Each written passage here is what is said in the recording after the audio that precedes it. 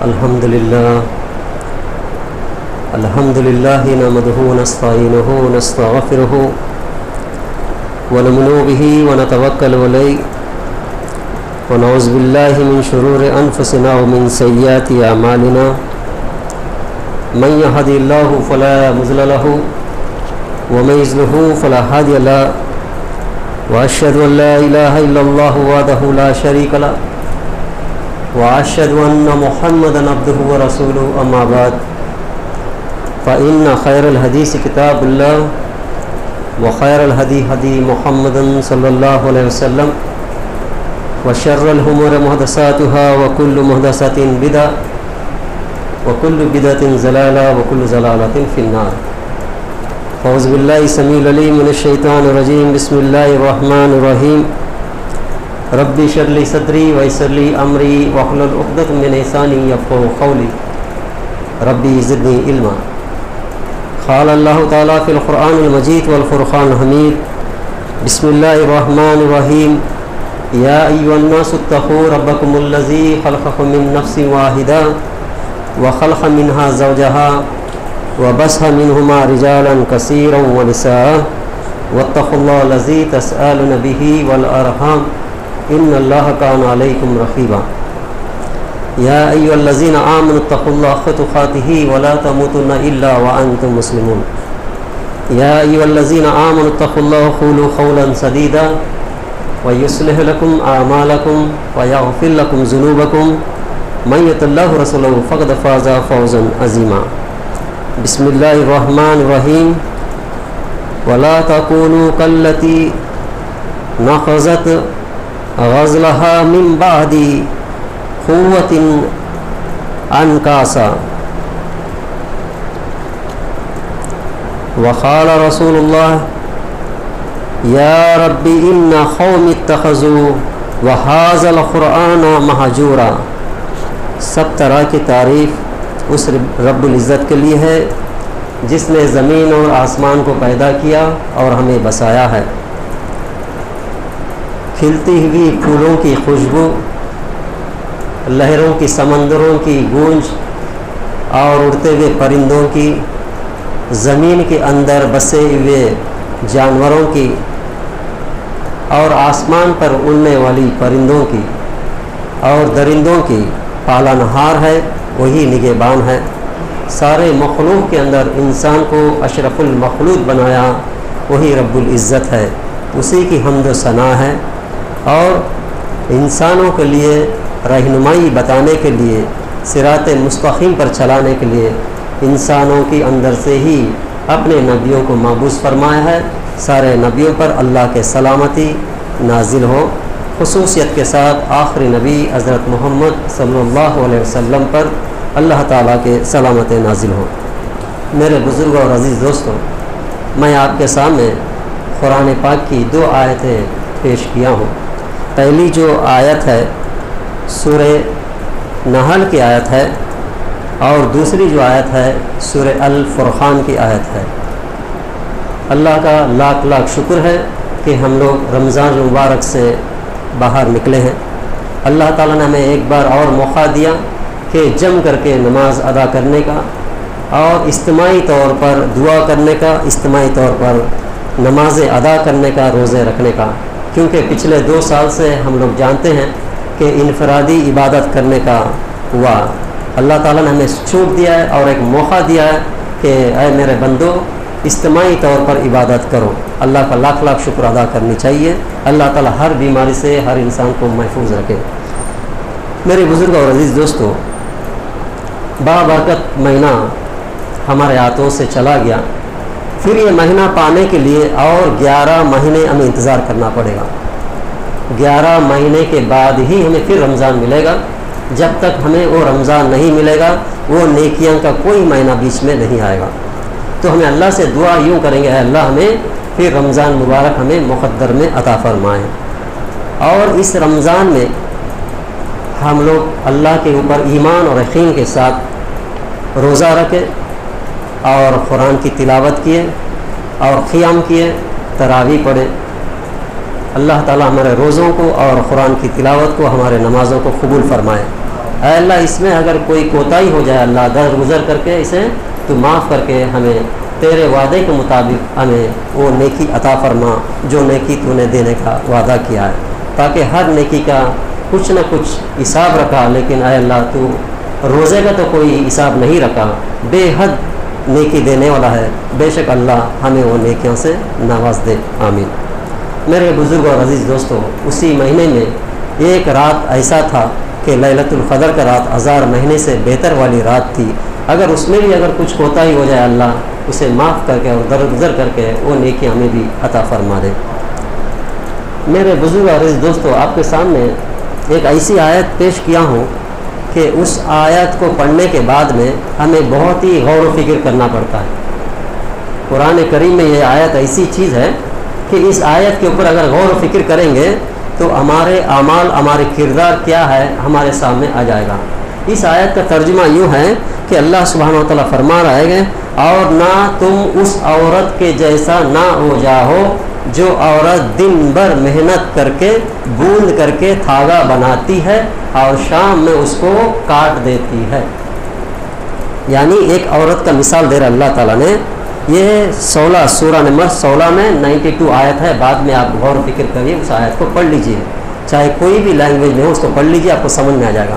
یہ آیت اس لیے نازل ہوا تھا کہ وعدہ خلافی کرنے والوں کے بارے میں آیا ہوا ہے، آگے آئے تھے، اس کے بعد میں اس کو مثال بتا رہا اللہ تعالیٰ نے کہ آپ لوگ جو کچھ بھی کر رہے ہیں اس کی ایسی مثال ہے کہ دن بھر ایک عورت محنت کرتی ہے، اس وقت میں دھاگا بنایا کرتے تھے، سوت سے یعنی روئی سے دھاگا بونا کرتے تھے وہ زمانے میں، اس کی مثال دے رہا اللہ تعالیٰ نے۔ دن بھر دھاگا بونتی ہے، بنا کر کے ایک بنڈل بنا لیتی ہے، تو شام پڑتے اس کو پھر کاٹ دیتی ہے۔ یعنی دن بھر اتنا مشقت کر کے محنت کر کے اس دھاگے کو اچھی طرح سے بنا لیا، لیکن شام ہونے کے بعد اس کو ٹکڑے ٹکڑے کر دیا۔ اس عورت کے جیسا نہ ہو جاؤ اللہ تعالیٰ نے فرمایا۔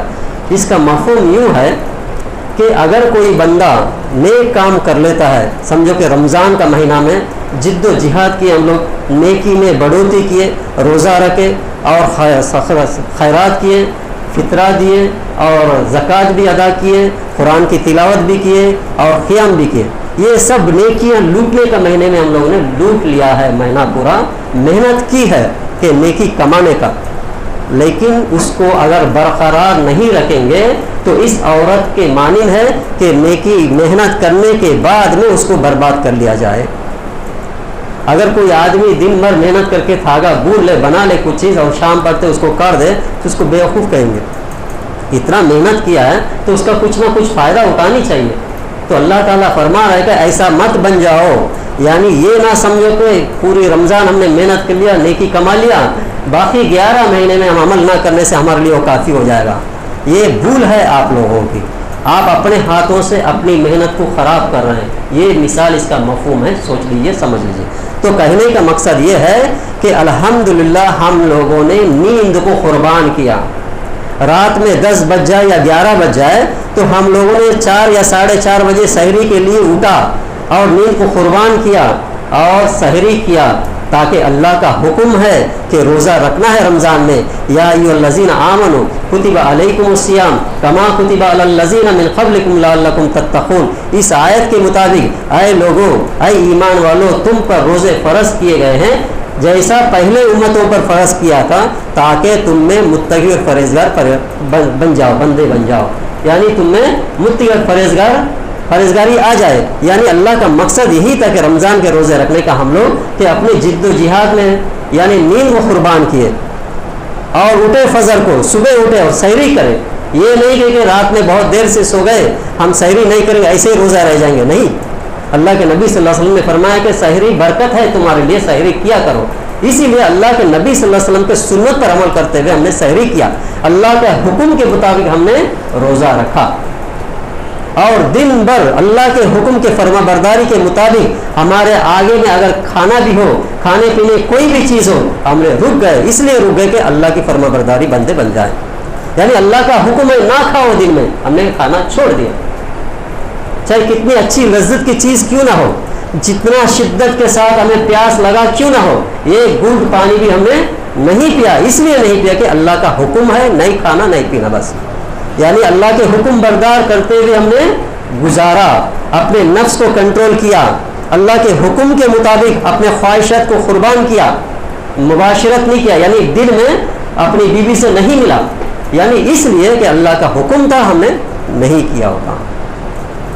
اور یہاں تک کہ ہمیں فکر تھی کہ ہم نے روزہ ہے، ظہر کی نماز اذان ہو جائے ہم مسجد جائے نماز پڑھے، اور ہمیں فکر تھی کہ آج قرآن کا پارہ کمپلیٹ کریں، آج پارہ پڑھے، آج تراویح پڑھے امام کے پیچھے میں، قرآن کو سنیں، اور مغرب کا وقت ہو جائے ہمیں انتظار تھا کہ ہمیں روزہ کھولیں۔ یہ سب فکر تھی، ایک مہینے کا جو ٹریننگ تھا یہ سب فکر تھی۔ اگر اس فکر صرف رمضان میں ہی ہو، باقی دنوں میں اللہ نہیں ہے، اللہ غائب ہے، غائب کر دیے، تو ایسا کوئی مطلب ہی نہیں ہے کہ اس کا کوئی روزے کا اللہ تعالیٰ کو کوئی ضرورت نہیں۔ جیسے کہ اللہ کے نبی صلی اللہ علیہ وسلم نے فرمایا کہ وہ بندہ اگر روزہ رہتا ہے، اگر چغلی بھی کرتا ہے، جھوٹ بھی بولتا ہے، جھگڑا فساد بھی کرتا ہے، اور برائیوں سے روکتا نہیں ہے، ایسا کوئی روزہ اللہ تعالیٰ کو نہیں چاہیے، نہیں پسند ہے۔ تو اس لیے روزہ رہنے کے وقت میں جتنی پابندی سے ہم لوگوں نے تقویٰ پرہیزگاری اختیار کی، جھوٹ سے دور رہا، اور لوگوں کے فتنے سے دور رہا، اور وغیرہ جتنی بھی برائی ہیں سب برائیوں سے ہم لوگوں نے پرہیز کیا، اگر اسی مہینے کے لیے محدود کر لیا تو کوئی مطلب نہیں۔ اللہ تعالیٰ چاہتا ہے کہ لعلکم تتقون کہا، یعنی تم میں تقویٰ اور پرہیزگار پیدا ہو جائے، اس لیے تو روزہ رکھا، تو باقی 11 دنوں میں عمل کرنا ضروری چیز ہے۔ اس کا مطلب یہ نہیں کہ 11 مہینے بھی آپ لوگوں نے روزہ رکھو، ایسا نہیں ہے۔ ہم لوگوں کے اندر میں جو برائی کو چھوڑ دیا، جو اچھائی کو ہم نے اپنا لیا، اس اچھائی کو برقرار رکھے باقی 11 دنوں۔ اور ہمیں فکر تھی کہیں بھی جاؤ، مارکیٹ بھی جاؤ، کہیں بھی جاؤ، عشاء کا وقت ہو گیا، تراویح پڑھنا ہے، فوراً مسجد آ گئے، عشاء جماعت سے پڑھنا ہے، تراویح جماعت سے پڑھنا ہے، ہماری فکر تھی۔ تو باقی دنوں میں ہمیں وہی فکر ہونی چاہیے کہ نماز ادا کرنا ہے۔ عام وقت میں اگر کسی نے اٹھا دیا تو کہتے ہیں کہ رات میں سونے میں دیر ہو گئی اس لیے میں نے فرض نماز فجر چھوڑ دیا ہوں۔ ایسا نہیں ہونی چاہیے، کیونکہ رمضان میں جتنی فکر تھی باقی دنوں میں بھی 5 وقت کی نماز پڑھنی چاہیے، جماعت کے ساتھ پڑھنے کی عادت ڈالی ہم لوگوں نے۔ 5 وقت کی نماز رمضان میں ہم نے ٹریننگ لے لی، ٹریننگ لینے کے بعد میں اگر ہم نے عمل نہیں کیا تو کوئی فائدہ نہیں ہوگا۔ جیسے کہ مثال ہے، ہم لوگوں کو بھی انڈسٹریل ٹریننگ دیتے ہیں یا ٹریننگ سینٹر میں ٹریننگ دیتے ہیں، کہتے ہیں کہ شو پہنو اور ڈسٹ ماسک ڈالو اور ایئر فلگس لگاؤ، گاگلس لگاؤ وغیرہ وغیرہ، جو بھی سیفٹی پریکاشنس ہے وہاں پر ٹریننگ دیتے ہیں ہم لوگوں کو۔ کرین کے پاس کیسا کام کرنا ہے، مشین کے پاس کیسا کرنا، سب کو ٹریننگ لینے کے بعد اگر وہاں سے آ جائے اندر، اس کو ہم نے عمل نہیں کیا تو نقصان کون پائے گا؟ نقصان ہم خود پائیں گے۔ ایسے اللہ تعالیٰ نے 1 مہینے کا ٹریننگ دے دیا کہ تم نے پابندی کے ساتھ 5 وقت کی نماز جماعت کے ساتھ پڑھا کرو، روزانہ قرآن کی تلاوت کیا کرو، جھوٹ سے پرہیز کرو اور برائی سے دور رہو، اچھی عادت بنا لو۔ تو ٹریننگ دے دیا اللہ تعالیٰ نے، ہمیں ٹریننگ لے لیا، اگر رمضان کے بعد میں اگر اس کو برقرار نہیں رکھیں گے تو نقصان ہم خود پا جائیں گے۔ اسی لیے اللہ سبحانہ وتعالیٰ نے اس کو مثال نے بتا دیا کہ دن بھر آدمی محنت کرے اور سود سے اس کا دھاگا بنا لے اور شام میں اس کو کاٹ دے، کوئی فائدہ نہیں ہے۔ ایسے ہی اگر رمضان پورا ہم لوگوں نے محنت کیا، تقویٰ پرہیزگاری کیا اور عمل کیا، جہاں تک اسے قرآن کی تلاوت کیا، قرآن ختم بھی کیا، کچھ لوگ ترجمے سے پڑھا، کچھ لوگ تفسیر سے پڑھا، اس کو برقرار رکھتے ہوئے باقی دنوں میں بھی کم سے کم روزانہ آدھا پارہ تو پڑھا کرو۔ رمضان میں 1 پارہ ختم کر دیا نا ٹھیک ہے، تھوڑا کم کر لو، کم سے کم آدھا پارہ یا کم سے کم پاؤ پارہ، اتنا تو کم سے کم ادا کرو۔ جس کو قرآن نہیں آتا اس کے لیے موبائل ہے، اس کو کان میں لگا کر بھی سن سکتے ہیں، ترجمے کے ساتھ بھی سن سکتے ہیں۔ جس کو آتا ہے وہ عربی میں پڑھنا افضل ہے، اس کا ترجمہ پڑھیے، تفسیر پڑھیے۔ 1 سال 11 مہینے میں کم سے کم تفسیر کمپلیٹ کر سکتے ہیں ہم لوگ۔ اس کو ایک سسٹم بنا لیجیے، کیونکہ ہم لوگ عادت پڑ گئے، صبح اٹھنا عادت ہے، اسی ٹائم میں جب سحری میں اٹھنے کا عادت ہو گیا، ابھی بھی آپ سو کے اٹھ جاتے ہیں 3 بجے 3:30 بجے، تو کم سے کم تہجد تو ادا کر لو۔ وہ تہجد قیام اللیل ہی اللہ کے نبی صلی اللہ علیہ وسلم ہمارے امت کی آسانی کے لیے عشاء کے بعد میں تراویح کے شکل میں رکھا ہے۔ جیسا کہ 3 دن اللہ کے نبی صلی اللہ علیہ وسلم نے وتر سمیت 11 رکعت پڑھایا تھا، صحیح بخاری اور مسلم کی حدیث ہے یہ، یعنی 8 رکعت اور 3 وتر جو پڑھائے تھے، 3 دن پڑھائے تھے جماعت کے ساتھ، اس کے بعد میں جماعت سے نہیں پڑھائے۔ کہیں کہ ایسا نہ ہو جائے اللہ تعالیٰ کو پسند نہ آ جائے، یہ فرض نہ ہو جائے، یہ میری امت کے اوپر مجھے خوف تھا، اسی لیے میں نے جماعت سے نہیں پڑھایا، اپنے اپنے پڑھ لیا کرو۔ اس کا مطلب یہ ہے کہ اس نماز کی کتنی بڑی فضیلت ہے، ہمیں عادی ہو گئے, اٹھنا سحری کے لیے عادت ہو گیا, ابھی بھی سو جائے صبح آپ کو ہوشیار آ جائے گا. اس کو کنٹینیو کیجیے, اٹھیے اور تہجد پڑھیے. اللہ کے نبی صلی اللہ علیہ وسلم نے فرمایا کہ فرض نمازوں کے بعد اللہ تعالیٰ کو زیادہ پسندیدہ جو نماز ہے وہ تہجد کی نماز ہے, قیام اللیل ہے. اسی کو ہم لوگوں نے رمضان میں تراویح کے نام سے پڑھا جاتا ہے, کیونکہ مشقت نہ ہو, دن بھر روزہ رہیں گے پھر سو کر کے تہجد اٹھیں گے, ایسا نہیں, اسی لیے عشاء کے بعد میں پڑھایا گیا. تو میرے بزرگوں عزیز دوستوں, کہنے کا مقصد یہ ہے کہ رمضان جس طریقے سے ہم لوگوں نے عمل کے لیے جد و جہاد کیا, کم سے کم اس کے آدھا تو 50% تو کم سے کم محنت کریں گے تو ہم لوگ کامیاب ہو جائیں گے. ورنہ ہم لوگ خالی نام کے رمضانی مسلمان بن کے رہ جائیں گے. جیسا کہ ہم لوگ مسجدوں میں دیکھتے ہیں کہ رمضان میں بھر جاتے ہیں, جیسا شوال کا چاند نظر آتا ہے تو پورے غائب ہو جاتے ہیں. جب مسجد بولتی ہے اے اللہ تو اس بندوں سے بھر دیا, کہاں چلے گئے یہ بندے, کہاں غائب ہو گئے. قیامت کے دن میں ایسا نہ ہو کہ اے اللہ رمضان میں تو یہ حاضری تھا, باقی دن حاضر نہیں تھا, اے اللہ اس کو جو پسند ہے وہ تو اس کو سجا دے, ایسا نہ بن جائے. اسی لیے میرے بزرگ عزیز دوستوں, صرف رمضان میں ہی ہمارا خدا معبود ہے ایسا نہیں ہے, ہر دم ہمیشہ رہنے والا معبود ہے. ہمیشہ عبادت کرنے والا ہی عبادت کرنا ہے, وہی سچا مسلمان ہو سکتا ہے. صرف سیزن کے, جیسا آم کا سیزن آ گیا آم کھا لیا بس ختم کر دیے, جیسا جام کا آ گیا جام کھا لیا ختم کر دیا, ایسا سیزن والا مسلمان نہیں بننی چاہیے. ہمیں ہمیشہ کے اسلام کے اوپر میں مستقل طور پر عمل کرنا, یہی دین کا اصل مقصد ہے. اسی لیے تو اللہ تعالیٰ نے ہمیں رمضان مبارک میں تقوی اور پرہیزگاری اختیار کرنے کا کہا ہے. اسی طریقے سے ایمان اور عقیدے کے ساتھ جس نے رمضان المبارک میں روزہ رکھا اور قیام کیا, اس کے تمام گناہ معاف ہو جائیں گے, اللہ کے نبی صلی اللہ علیہ وسلم نے فرمایا.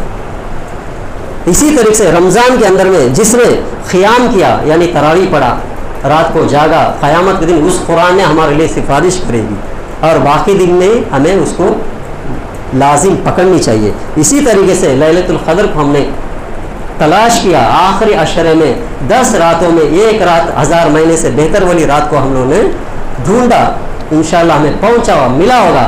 تو اسی لیے ہمیں قیام اللیل تراویح جو ہے وہ تہجد صبح کے وقت ادا کرنی چاہیے, کیونکہ اللہ کے نبی صلی اللہ علیہ وسلم نے فرمایا کہ آخری اس رات میں اللہ تعالیٰ پہلی آسمان پر تشریف لاتا ہے, اور پکارنے والا پکارتا ہے کہ ہے کوئی اللہ سے مدد چاہنے والا, ہے کوئی اللہ کو پکارنے والا, اللہ دینے والا منظور ہے. یعنی اس کا کہنے کا مقصد یہ ہے کہ فجر کے وقت میں یعنی تہجد کے وقت میں اللہ تعالیٰ اس کا دعا قبول فرماتا ہے, اس لیے تہجد کا قیام کیجیے. اسی طریقے سے خاص کر کے توبہ اور استغفار زیادہ کیجیے, کیونکہ رمضان المبارک کے میں روزے رکھتے وقت چھوٹے موٹے غلطی ہو گئے ہوگا, قرآن تلاوت کرتے وقت ہماری چھوٹی موٹی غلطیاں ہو گئے ہوگا, نماز میں چھوٹے موٹے غلطیاں ہو گئے, روزے رکھتے وقت زبان سے کچھ کہہ دیا ہوگا, کہیں اللہ کو ناپسندیدہ علاقے میں چلے گئے ہوگا, کچھ کام کر دے گا, اللہ تعالیٰ اس کو معاف کرنے کے لیے توبہ اور استغفار یہ ہمارا ہتھیار ہے. اللہ کے نبی صلی اللہ علیہ وسلم نے صحابی کو فرما رہے ہیں, اے صحابی سنو, ہر فرض نماز کے بعد اللہ اکبر اللہ اکبر اللہ اکبر استغفر اللہ استغفر اللہ استغفر اللہ 3 بار کہا کرو. یہ تو نماز پڑھے نا, اللہ کا تو عبادت کی ہے, کچھ گناہ کام تو نہیں کیے.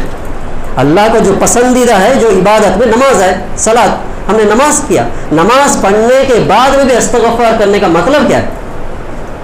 اللہ کا عبادت کیا, قیام کیے, سورہ فاتحہ وغیرہ پڑھے, کچھ بھی سورہ پڑھے, درود شریف پڑھے وغیرہ, پوری عبادت ہے وہ جو قیام سے لے کر کے سلام تک. نماز پڑھنے کے بعد میں استغفر اللہ بولنے کا مطلب کیا ہے؟ تو اللہ کے نبی صلی اللہ علیہ وسلم نے فرمایا کہ اس نماز کے اندر میں کچھ بھی کوتاہی ہو اللہ تعالیٰ ضرور اس کو معاف کر دے گا, تم نے اس کو لازم سے پڑھا کرو ہر فرض نماز کے بعد میں. تو کہنے کا مقصد یہ ہے کہ ہم نے عبادت کر لیا, یہ نہ سوچیں کہ ہماری عبادتیں ہمیں قبول ہو گئی, اس میں کوتاہی ہوتی ہے, کمی ہو جاتی ہے, اس کو پورا کرنے کے لیے ضروری چیز یہ ہے کہ توبہ اور استغفار زیادہ کیے کیجیے. اور اسی طریقے سے پابندی کے ساتھ نماز ادا کیجیے, کیونکہ قیامت کے دن سب سے پہلے نماز کے بارے میں سوال کیا جائے. نماز بھی ایسا پڑھو جیسا کہ اللہ کے نبی صلی اللہ علیہ وسلم نے پڑھا ہے, ایسا نہیں کہ اللہ اکبر السلام علیکم رحمۃ اللہ, ایسا نہیں ہے. خشوع اور خضوع کی نماز اللہ تعالیٰ قبول کرے گا. اگر کوئی جلدی میں کوئی نماز ادا کرے گا, وہ نماز اس کے منہ کے اوپر میں مار دیا جائے گا. سلو کما رأیتمونی اصلی, اللہ کے نبی صلی اللہ علیہ وسلم نے فرمایا جس طریقے سے میں نماز پڑھتے ہوئے میرے صحابہ نے دیکھا, اسی طریقے سے آپ لوگوں نے نماز پڑھو, ورنہ وہ نماز نہیں, اللہ تعالیٰ اس کو قبول نہیں کرے. فویل للمصلین کہا, یعنی ان نمازیوں پر وہل ہے، یعنی جہنم ہے اس کے، وہ نمازی جہنم میں جائیں گے جو نمازی زیادہ غلطی کرتے ہیں نمازوں میں، جلدی کرتے ہیں، جیسا کوے کے چونچ کے جیسا سجدہ کرتے ہیں، رکوع کرتے ہیں برابر نہیں کرتے، اس کے پیٹھ سیدھا نہیں ہوتی اور کھڑا ہوتا ہے سیدھا کھڑا نہیں ہوتا ہے، سجدے میں جاتا ہے برابر سجدہ نہیں کرتا ہے، ایسا نمازی جہنم میں چلا جائے گا۔ ارے نماز پڑھنے کے باوجود جہنم میں کیسے جائے گا؟ یعنی اللہ کو جو اچھا پسندیدہ چیز ہے اسی کو تم نے غلط کیا، اسی لیے جہنم میں ڈال دے گا۔ اللہ کو سب عبادتوں میں سے سب سے زیادہ پسندیدہ نماز ہے، یہ نماز اس طریقے سے پڑھنی چاہیے جیسا کہ اللہ کے نبی صلی اللہ علیہ وسلم نے پڑھا ہے۔